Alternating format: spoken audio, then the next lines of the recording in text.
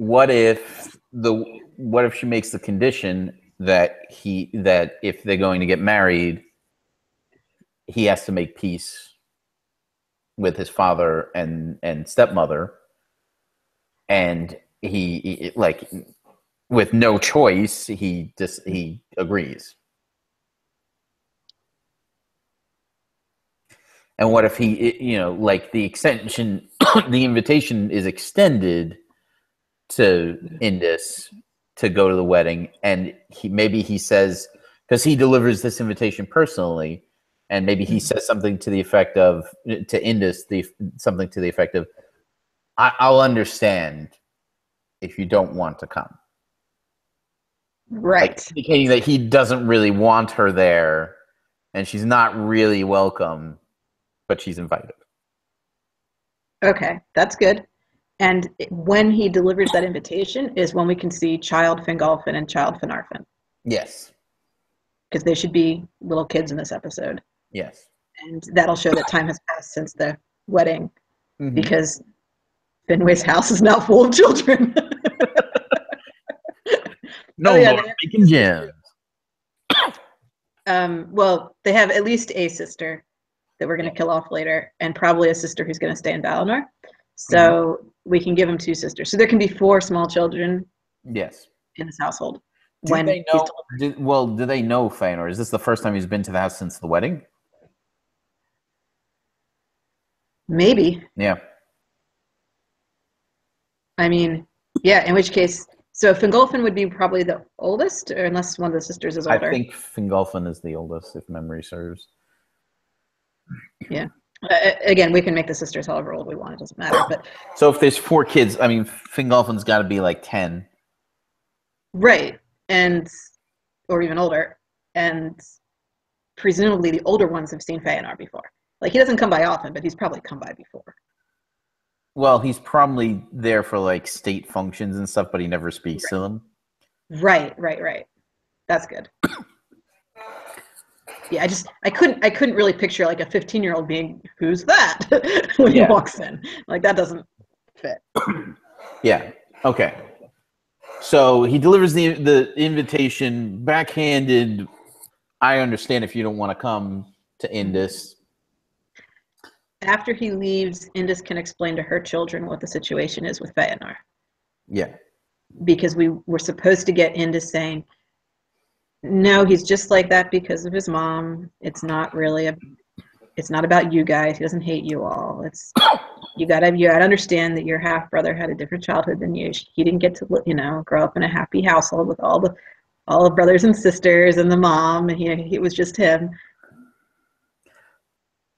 The only problem is if we make it too clear that she's kind of forgiven him. Mm-hmm. Oh, she's just so nice. Yeah. If we make it too clear that she's forgiven him, it does kind of make it a little anticlimactic when she refuses to be a jerk to him at his wedding. So do you want to save that conversation with the kids until later? Like... after the wedding?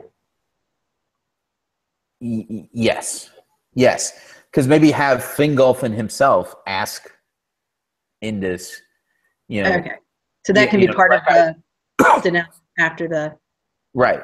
Yes. Like Rumil, like he could say, Rumil told us that he did all this terrible stuff at your wedding. Why are you so nice to him? I don't understand. And she can explain. Okay. Like, there has to be a climactic moment during the wedding itself. Right.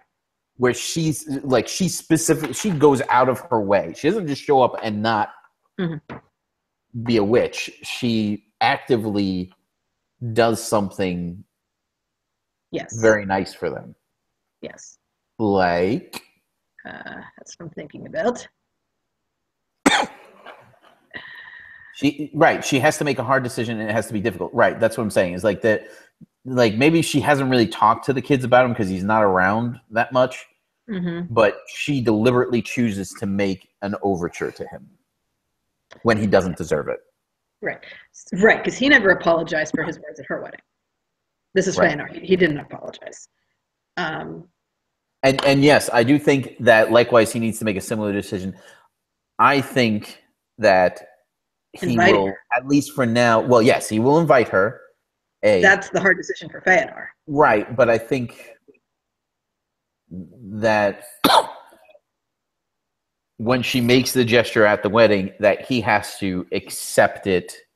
Right, it's not at the climax point, though. That's what I'm saying, is that he has to accept it graciously, and he has to at least soften towards her to a point. Okay. So what could Indus possibly do that would get that reaction? Right. Like, she has to offer something to them.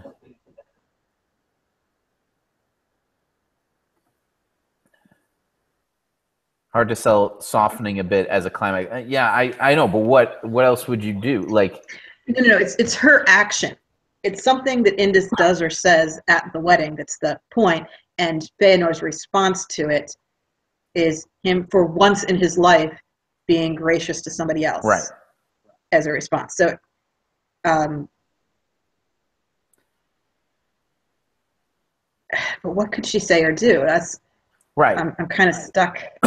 Like, what does he need? Can she sing a song of Muriel? Too corny.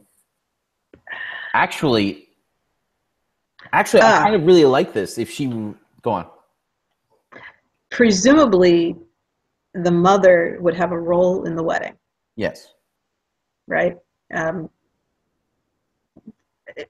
Elvish weddings are a little different. So, but at least in Laws and Customs of the Elder, there's roles for the parents of the bride and the groom in the wedding.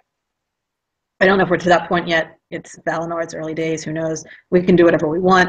But if there was a role for the mother to play, the question is, would he just take that role or not?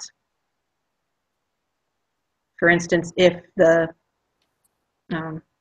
like, you know what hand fasting ceremonies are? Yes, I'm familiar with it. You take your hands and you kind of tie them together with so at the wedding. And usually it's the mothers of the bride and the groom who do the tying of those strings, or they braid the strings together and then tie, whatever. The point is the mothers are part of that.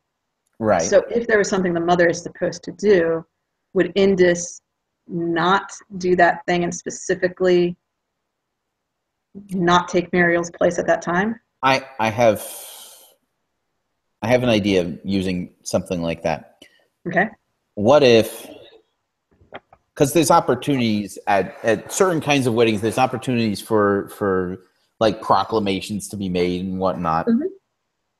What if Muriel, instead of singing a song of Muriel, Indus, because the Vanyar are the poets, right? Indus recites a verse about Finway's mother, about Feanor's mother, and how she was her greatest friend, and she, you know, and how much love and respect she had for her, and you know what a great loss it has been. And it's the first time that Feanor feels like she understands, because Indus also lost her mother, and now her mother came back. It's not the same thing. But especially in Feanor's eyes, because he has no memory of Indus's mother not being there. So as far as he's concerned, she was gone for a little bit and came back. Right. You know. Yeah. If we've shown the wedding of Finway and Indus, we would have already seen the role that Indus's mother played in that wedding. Yes. On screen. Right.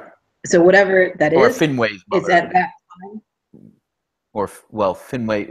Finway, I guess, doesn't have parents there. That'll be a little weird. Okay, but what I'm suggesting is that as a result, Feanor, when this thing is about to take place, Feanor calls her up to stand in the. But instead of doing the mother role, Indus recites this thing about Muriel. No, what I'm saying is, like, what if she does that first, and that touches him enough for him to extend a hand to her and to allow her to stand into the mother's role. Okay, that could work. Because that would be a gesture on his part that we know is difficult for him. We've seen this whole episode that he's not willing to do that. Yes. And when he brought up Muriel at their wedding, it was kind of a throw it in your face thing. So for her to bring up Muriel at his wedding, it's I'm doing this as a gift for you. Yes. Not throwing in your face. So it does tie things together pretty well. Yes. Yeah, I think that works. And then in the aftermath, at the fun wedding party where Nerdnell and Feanor are happy, clearly they're the happy couple, that's when the kids can ask Indus, what was that all about? Right. Right. As like the tag. Yes. Yes. Mm-hmm. And Nerdnell should like virtually burst into tears when she sees Feanor do this. Right. So it doesn't ruin Nerdnell's day. She's very happy. It's the best day ever.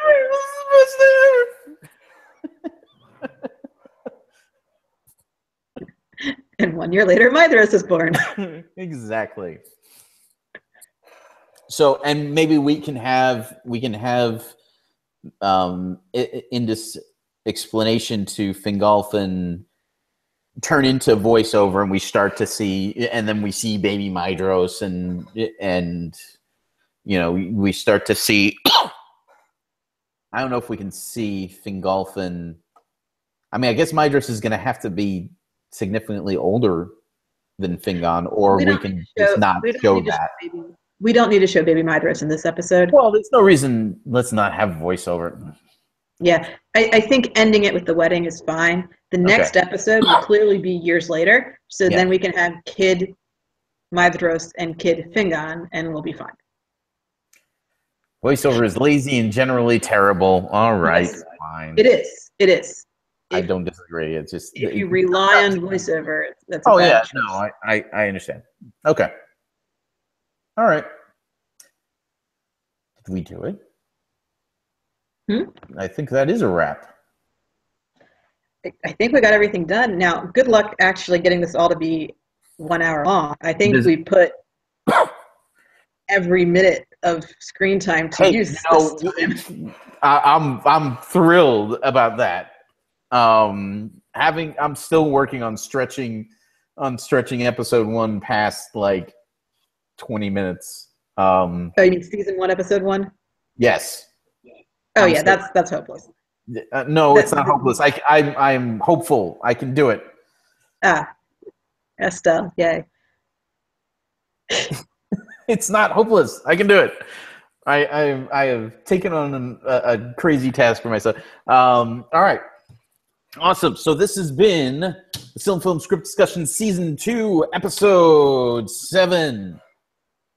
It's been a long. It actually hasn't been that long a night. Anyway, so if you like and want to share the videos, please like and share them. If you haven't yet, feel free to subscribe. Yes, have a wonderful night.